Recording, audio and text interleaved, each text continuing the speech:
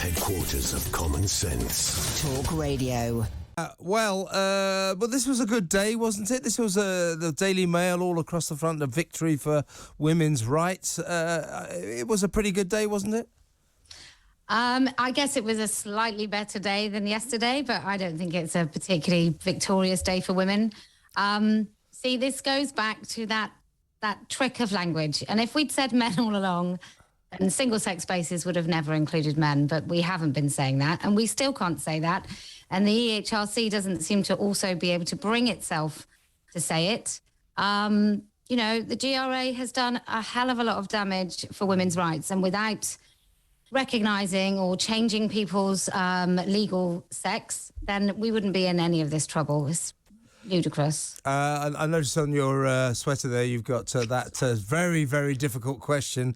What is a woman? Why don't you define that right now, Kellie Jay?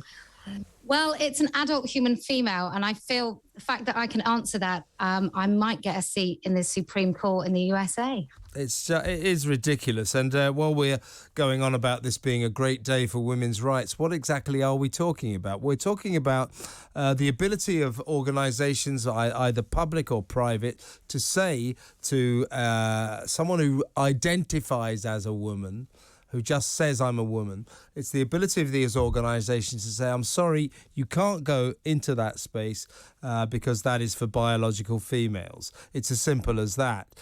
So all of a sudden, a sports club will have the right to say to someone who's identifying as a woman, you can't go into there because that's for biological females. Anyway, so it seems that we have just come to a point of common sense, but why did we spend so much time away from the world of common sense on this pretty straightforward issue, it seems to me?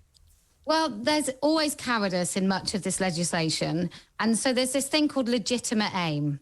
So in order to exclude men from women's spaces, you have to have a legitimate aim. I would have thought the fact that they were for women was a legitimate aim.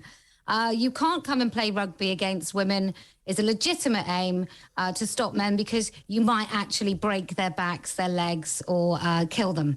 So that would be a legitimate aim. I think women gathering, talking about themselves and their rights and their bodies and their spaces, and we are different to men, I would have thought that was a legitimate aim. How can that not be? What do you think of this new campaign, Sex Matters? The three women who have launched a campaign that in the weeks coming up to the local elections, they're going to go to every candidate of the main parties and make them define what a woman is. And if they can't give a legitimate answer or an answer that makes sense, they're going to encourage everyone not to vote for them. Look, I think that I wish them all the luck in the world, but the bigger issue is that most people have no idea what's going on. And so most people think, due to politicians, due to the media not being able to use accurate language, most people think that this is a brand new civil rights, that there's some very vulnerable people, and that women's rights are just sort of in competition, if you like, but not under threat.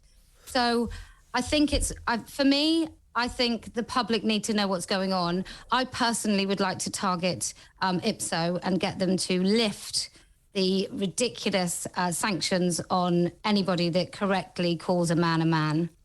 It was a bit difficult at one point where a male prisoner identified as female was transferred to a female prison and went on to rape two of the inmates. And the media had to refer to the rapist as she. So sometimes these rules, I accept that, Kelly, can be quite difficult, but the rules are the rules. But that does bring into play the relevant question. What I would like to know, I don't know what your understanding of the situation is now, is if that happens again, given this new ruling by the Equality and Human Rights Commission, if a male prisoner decides to identify as a female, will she now still be transferred to a women's jail? Because in the past this has happened with disastrous results. Do you think there'll be an end to that? Well, I'm not sure before this quite feeble announcement by the EHRC that they should have been allowed anyway. I'm not sure there's anywhere in any guidance that would say it's a great idea to put a rapist in a women's prison. So I don't know if this strengthens it or, but do you know what I mean? It isn't a great idea, is it? Sorry. No, I mean, what was sometimes I wonder, what is the conversation? Is the conversation completely omitting the fact that women exist when they talk about putting these rapists and serious criminals into women's prisons?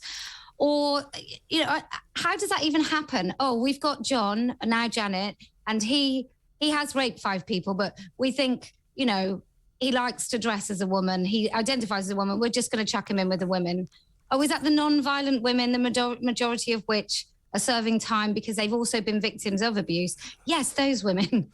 I mean, it's ridiculous. And how did we ever get to a situation? I mean, this has now been addressed and redressed, but how do we get to a situation where rape refuge centres for women who've been raped were not allowed to ban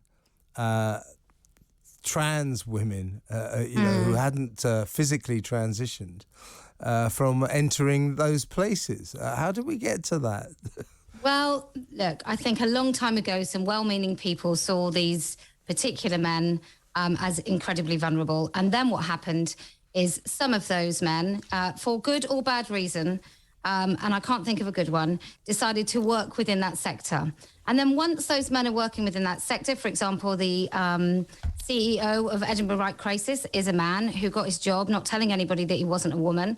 I mean, he now runs it. And one of the conditions of any trauma therapy is to unpick how these women feel about men who call themselves women. Part of their trauma therapy is to be compelled to believe that men can be women. So that's how we get there. We get a lot of well-meaning people, a lot of lazy people, a lot of people who can't actually see the end of their nose as to what the potential harm might be, and just going along with stuff. And then the next minute, we're in a really, really dangerous situation.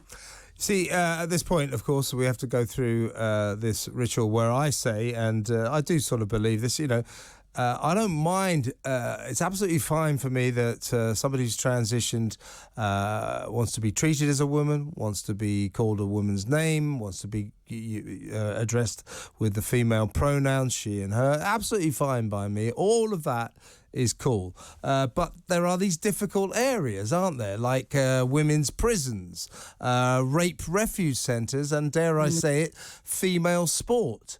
Now, when this system of kindness towards people who've transitioned infringes on those areas, it seems to me it undermines women's rights. It undermines women's right to compete in sport on a basic level platform. It undermines perhaps the safety of female prisoners in female prisons, and it undermines the safety of rape victim females in rape refuge centres. Do you see what I'm saying? I totally do. I'm absolutely determined by the end of this year, Kevin, I'm going to convince you of the thin end of the wedge argument when it comes to surrendering any female language for men and where it always is likely to end up. Well, that is your standpoint, and as you know, I respect it, but I can't go along with it for a number of reasons. Of course. But this is the difficult situation we're in. What do we need to do to sort this mess out? Because it is a mess. We have senior politicians like Keir Starmer, and to be fair, Rishi Sunak as well. It's a cross-party problem. They can't go onto the telly or the radio or give an interview, and they won't define what a woman is. Where does this? How can we cure this madness? It's just going to take some people to stand up and speak up. It's going to take some brave politicians. I always thought some of the Labour women would actually stand up and get a bit feisty, and they really haven't on this issue. We can't forget that Boris is in power, so it is entirely up to the government, really, to be very strong on this. And they have to do it without fear. I mean, maybe the House of Lords is more of a solution, which I never thought I would say as somebody who probably 5 years ago thought it should be abolished. But the fact that they don't have to rely on being elected might be a good thing. Maybe ban all politicians from Twitter so they don't get a really false sense of the real world and how people feel. People that work with their hands and have mortgages to pay and worry about how much their heating bill is going to be over the next couple of months, they do know what a woman is. It's people more in the sort of lofty middle class where they're not going to be harmed by it that seem to pretend that they don't. Well, listen, I think you and I are both fully in favour of trans rights. I certainly am. As I say, as I always say at this point, as far as I'm concerned, everybody should have the right to live their life in whatever way makes them happy, and good luck to them. However, when that desire infringes on the rights of women, we hit a problem. That's the problem. It's, as I always say to you, Kelly, you often hear women referred to as people with cervixes or people who menstruate. You never hear men referred to as people with testicles. That's sexist. Good talk. Hot talk. Bold talk. Talk radio. Listen on your smart speaker. Watch it live on your smart TV. The world headquarters of common sense. Talk Radio.